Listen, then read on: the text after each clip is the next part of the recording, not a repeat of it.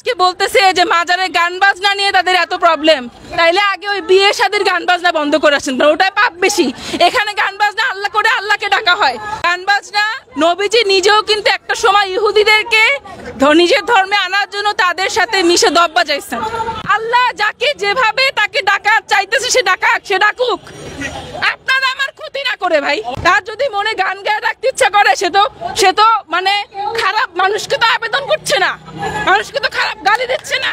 এখানে যদি তারা গান বাজনা করে আল্লাহকে ডাকে এবং কোনো অনৈতিক কর্মকাণ্ড না করে, সেখানে তাদেরকে বাধা দিয়েন না। আপনার গোলাপ সমাজে ভাঙার কথা ছিল, আপনারা কি কি পদক্ষেপ নিয়েছেন এই মাজারের এখানে? I am sorry to say আমি কোনো পদক্ষেপ নিয়ে আসিনি। আপনি কেন আসলেন এটা আমাকে? আমি আসছি, শোনেন, আপনি কোনোদিন সহ্য করবেন যে আপনার সামনে যেখানে মসজিদ, যেখানে আল্লাহ সেজদা দেওয়া হয়, আল্লাহকে ডাকা হয়, সেটা ভাঙা হোক? না। হ্যাঁ, আপনি কোনোদিন সহ্য করবেন অন্যান্য ধর্মের মন্দির ভাঙতেছে, ভাঙা হোক? না। আর মাজার কি আসলে বলেন তো? মাজার কি? মাজার কি আপনি বলেন? বাংলাদেশের মানুষের মাজার সম্বন্ধে ধারণাটা কি? মাজারে আল্লাহর খুব কাছের নৈকট্যপ্রাপ্ত একজন ঐশ্বরিক, তার খুব নিকটের ঐশ্বরিক ক্ষমতাপ্রাপ্ত একজন মানুষ সম্মানিত, তার কাছে দুনিয়ার আপনার আমি কেউই না, সে পারলে উল্টা দিতে পারে সবকিছু। am I right or wrong? পবিত্র জায়গা নাকি? পবিত্রই না শুধু, এখানে আউলিয়ার সে একজন শুয়ে আছে, সে তার এখানে একটা জায়গা। হ্যাঁ, আপনারা চাইলে তাকে উৎখাত কেন করবেন? আপনার যদি মনে হয় যে হ্যাঁ গাঁজা খাইতে পারে, আমি অস্বীকার করছি না, সেটা সেই গাঁজাখোরকে আপনারা দেখেন, তার সাথে কথা বলে সত্যি যাচ করেন সে গাঁজাখোর কিনা, তাকে পুনর্বাসন কেন্দ্রে পাঠান। ঠিক আছে কথা? ঠিক আছে। আর আপনারা যেটা বলতেছেন অনৈতিক কর্মকাণ্ড, গান বাজনা, আমি বলতে চাচ্ছি মানে যারা আজকে বলতেছে যে মাজারে গান বাজনা নিয়ে তাদের এত প্রবলেম, তাইলে আগে ওই বিয়ে শাদীর গান বাজনা বন্ধ করে আসেন, ওটাই পাপ বেশি। এখানে গান বাজনা আল্লাহ করে আল্লাহকে ডাকা হয়। সুফিজম মানে বুঝেন? সুফিজম কি জিনিস? সুফিরা সবসময় যেমন নামাজ পড়তো, তেমনি তার যখন কান্না করে আল্লাহকে গান গেয়ে ইভেন সুর দিয়ে তাকে ডাকার ইচ্ছা করতো, তখন সে ডাকতো। একটা কথা বলি, মুসা আলাইহিস সালাম একদিন যাচ্ছিলেন, তখন একটা কাক দেখতেছে, ইয়াকুরু বলতেছেন। হ্যাঁ, তখন বললো তুমি ইয়াকুরু কেন বলো? তুমি তো ইয়া আল্লাহু বলবা, তোমার স্রষ্টার নাম ইয়া আল্লাহু। হ্যাঁ, সেটা শিখাইয়া দিয়ে সে আল্লাহর সাথে কথা বলতে আসছে। সবাই জানে মুসা আলাইহিস সালামের ডেইলি কয়বার আল্লাহর সাথে কথা হইতো। তখন আমার আল্লাহ বলছে কি জানেন? ও মুসা, তুমি আমার কাককে কি শিখাইছো? ও তো ও যে ইয়াকুরু সুরে ডাকতেছিল, আমি তো তাতেই খুশি।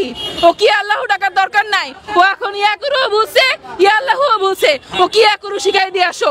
দ্যাট মিন্স আল্লাহ যাকে যেভাবে তাকে ডাকা চাইতেছে সে ডাকুক, আপনারা আমার ক্ষতি না করে ভাই। অবশ্যই তার যদি মনে গান গায়ে রাখতে ইচ্ছা করে সে তো মানে খারাপ মানুষকে তো আবেদন করছে না, মানুষকে তো খারাপ গালি দিচ্ছে না, মানুষকে তো একটা ছেলে মেয়েকে তো সে কোনো কিছু খারাপ ভাবে বলতেছে না। কিন্তু এখনকার যুগের যে ধরনের গান আমরা শুনি, অশ্লীল গান, সেগুলো তো শেখাচ্ছে না। তাহলে মাজারে গান নিয়ে আপনার সমস্যা কেন? অনলি স্রষ্টার ইবাদত করা হয়, আমরা সবাই কম বেশি জানি, আল্লাহকেই ডাকা হয়। পবিত্র কি গান বাজনা কি জায়েজ কি আছে কিনা? আমি এ সম্পর্কে একটা কথা বলি, আপনি যত পার্সিয়ান বলেন, যত আউলিয়া, শুধু বাংলাদেশ না, তাদের মাজারে দেখেন, হ্যাঁ গান বাজনা নবীজি নিজেও কিন্তু একটা সময় ইহুদিদেরকে নিজের ধর্মে আনার জন্য তাদের সাথে মিশে দব বাজাইছেন, জানেন এটা? হ্যাঁ, কিন্তু শোনেন, গান বাজনা যদি আস্তে ধীরে দব বাজায় হলো, যদি স্রষ্টাকে ডাকেন সেখানে থেকে, সেটা ভালো নাকি আগে সিনেমা হল কিংবা নষ্ট গান বন্ধ করা ভালো? কোনটা আপনি বলেন এবার? আপনি বলেন। কিন্তু সেটা তো পবিত্র জায়গা না, পবিত্র জায়গা বাজারটা, তাহলে এখানে কেন গান বাজনাটা? আপনি যদি আজকে আপনার মনের কষ্টে আপনি নামাজ পড়তে পারতেছেন না, আপনি গুনগুন করে গান গান না, অবশ্যই গান। আপনি যদি গুনগুন করে একটু তাকে সুর দিয়ে দু চোখের পানি ফেলে তাকে বলেন, আল্লাহ আমার এই কষ্ট আমি প্রকাশ করতে পারতেছি না নামাজের মাধ্যমে, তুমি একটু কবুল করো, এখানে দোষের কি? আর গান বাজনার যেটা বলছেন সেটা হারাম না হালাল ভাই? বাংলাদেশে কিংবা বিভিন্ন দেশে বহু জাল হাদিস আছে, আমরা কিন্তু নন না। আমি শুধু বুঝি মনুষ্যত্ব। হ্যাঁ, আমি শুধু বুঝি যে এখানে যদি তারা গান বাজনা করে আল্লাহকে ডাকে এবং কোনো অনৈতিক কর্মকাণ্ড না করে, সেখানে তাদেরকে বাধা দিয়েন না। হ্যাঁ, আর যদি কাউকে ডিস্টার্ব না করে, লাইক অনেক শব্দ হচ্ছে এরকম তো না। হ্যাঁ, আর হারাম হালাল, এত হারাম হালাল, নিজেরা হারাম হালাল বাইসে চলেন কেউ? আমরা কতদূর হারাম বাজে চলি, শুধুমাত্র গান বাজনারে হাইলাইট করে আপনি মাজার ভাঙতে চাইতেছেন, এটা তো ঠিক না। আগে তাহলে বড় বড় হারাম জিনিস বাদ দেন না ভাই, তারপর আসেন। হ্যাঁ, গান বাজনারে হাইলাইট করে তো মাজার ভাঙতে পারেন না। আপনি সরেন একটু প্লিজ, আপনি একটু সরেন মামা, একটু কথা বলতে দেন, বুঝছেন, একটু কথা বলতে দেন, মাঝখানে কথা বললে সমস্যা। আপনারা যদি মানে মাজার, আমি কি বলবো, আমার খুব মানে কষ্ট লাগছে যে আমি এখন এমন দেশে আছি যেখানে আমি ভাই বোন, আমার ন্যাশনালিটি বাংলাদেশি, এবং ভাই বোন আমার জেনেটিক্যালি আমার রিলিজিয়ন ইসলাম। আমাদের বর্তমান মাননীয় প্রধানমন্ত্রী একজন ইসলাম রিলিজিয়াস মানে ব্যাকগ্রাউন্ডের মানুষ, আমাদের প্রাক্তন মাননীয় প্রধানমন্ত্রীও ছিলেন তাই।